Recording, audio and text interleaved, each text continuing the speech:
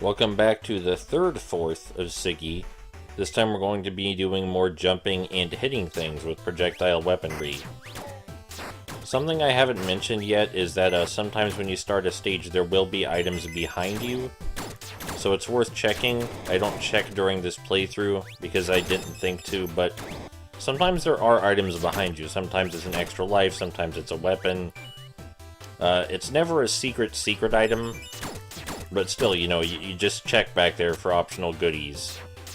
So you may have noticed the combat doesn't exactly require intense strategy, but I am retreating when an enemy gets close enough to be dangerous, and then getting in a more favorable position.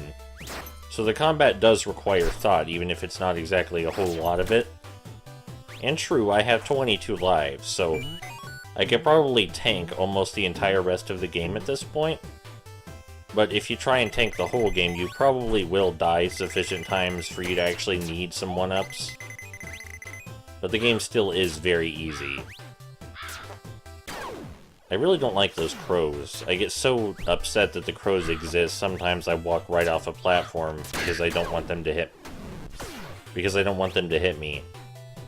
And that's not to say the crows are a bad enemy type, they are serving their purpose, which is to add challenge during platforming segments and to be difficult to hit. But not impossible if you have your wits about you. Oh, here's a ghost.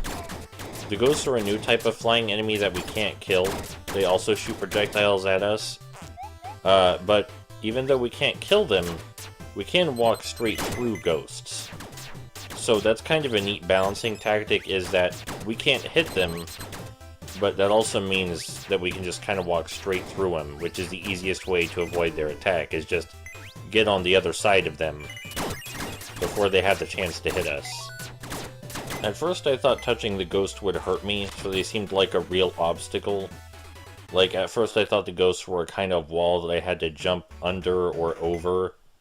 But after I found out you can walk straight through them, the game balancing made a lot more sense and the combat made a lot more sense. Being able to just walk through them, I think, is the ideal way to handle that enemy type, since you can't hurt them. And the controls are very simple, so it's weird to see ghosts during the daytime, though. That cannon we just shot out of, you don't control those, you just get in there and it basically teleports you where you want to go. But yeah, there's basic platforming hazards in this game that you've seen probably many other places, like these pendulums, some enemies and boulders mixed with the pendulums.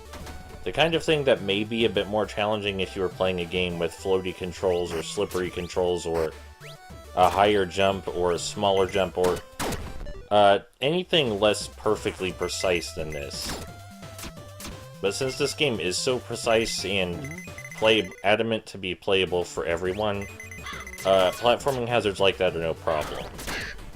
Now, you can definitely make challenging platforming in a game with controls this precise, it just takes a bit more work. But I think the game is trying to be accessible and give you plenty of time to react to everything you see. And I appreciate that in a 2D platformer. Because that's not always something you can take for granted. You know, you can't always take for granted being able to see what's ahead and react in time to it. But in Sigi, most of the time that's not a problem. Most of the time you can see the hazards well ahead of time and you have plenty of time to react to them before they reach you. Now, like, if you're a fan of, like, Twitch-based platforming or massacre platformers or something like that, this game obviously isn't going to satisfy, because it's so simple and easy. But that's kind of the point, so I'm not going to dock it for that. That appears to be what it's going for, is to be very simple, straightforward game. And I'm aware some people may not see the point in this kind of thing, but I think it's a pretty humble goal, just to make a simple, straightforward 2D platformer and design it well. And again, there are many components that come together to make Sigi satisfying. There's a surprising amount of objects to collect, which will make satisfying sounds, give you more lives to tank the bosses with, and there are so many of them that it keeps your brain busy even while you're not doing platforming hazards. The combat is satisfying in an unexpected way, because the sound effects and screen shake make the combat feel thwompy. And then there's the basic platforming hazards you probably came here for, which are all in place. So from many angles, Sigi is a very satisfying experience, even though it's incredibly easy. It's a very well-designed little package. You know, I'm really glad I got the chance to play it. I'm really glad I'm getting the chance to share it. I do like that there are consistently new enemy types and hazards introduced throughout the game. It's not ever going to, like, be sufficiently challenging to make you worry if you're familiar with games or anything like that. But there's a consistent stream of new stuff. You know, there are new ground enemies, there are new flying enemies, there are new projectile enemies. And then you have all the hidden caves and shit that's just everywhere all the time to distract you if you get bored of that stuff. What I'm saying is there's a lot of variety and a lot of mechanics in play, considering the game is so simple. I don't really mean game mechanics, I mean like more meta mechanics, I suppose. There's a lot going on in the game that amounts to more than just the 2 buttons you use to actually play it. I kinda wish a game like Uzi would take inspiration from stuff like Sigi. Sigi is not very long, but here's another flying enemy type, but she dies real fast. She's more aggressive than other flying enemies, it seems, and fires multiple times. The witch does, I mean. But you can spam shots to kill her real easy, unlike the bird.